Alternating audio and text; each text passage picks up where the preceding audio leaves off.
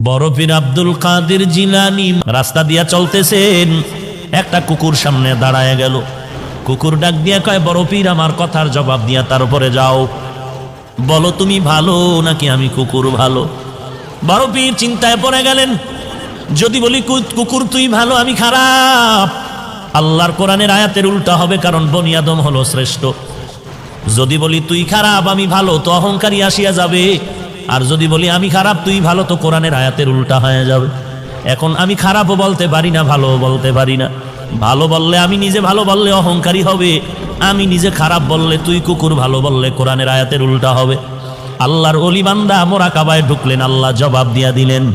এই জবাব পাইয়া ডাক দিয়া কয়, কুকুর কবরে যাওয়ার আগে আমি তোকে বলতে পারবো না আমি ভালো নাকি আমি খারাপ, কারণ আমাকে সবাই বড় পীর বলে ডাক দেয়, কিন্তু মরণের পরে আমার সামনে কিছু যাবে না।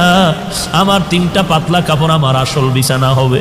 আল্লাহ পাকের 2জন ফেরেশতা প্রশ্ন করার জন্য আসবে। যদি আল্লাহর শুকর জবাব দিতে পারি, তাহলে আমি তখন তোমাকে বলতে পারবো আমি আব্দুল কাদের জিলানী ভালো, তুই কুকুর বড় খারাপ। আর যদি ওই প্রশ্নের জবাব দিতে না পারি, তখন আমার কবর হয়ে যাবে জাহান্নামের আগুন। তখন আমি জবাব দিয়া বলতে পারবো, কুকুর তুই ভালো, আমি মানুষেও ভালো হতে পারলাম না, কারণ আমার কবরের মধ্যে আগুন জ্বলে, আমার আযাব হচ্ছে, তোর কোনো আযাব নাই। আমি কবরে যাওয়ার আগে তোকে জবাব দিতে। জিলানী ডাক দিয়া কয়, ও দুনিয়ার মানুষ, মরণের আগে কবরে গিয়া নাজাত না পাওয়ার আগ পর্যন্ত নিজেকে ভালো মনে করার উপায় নাই।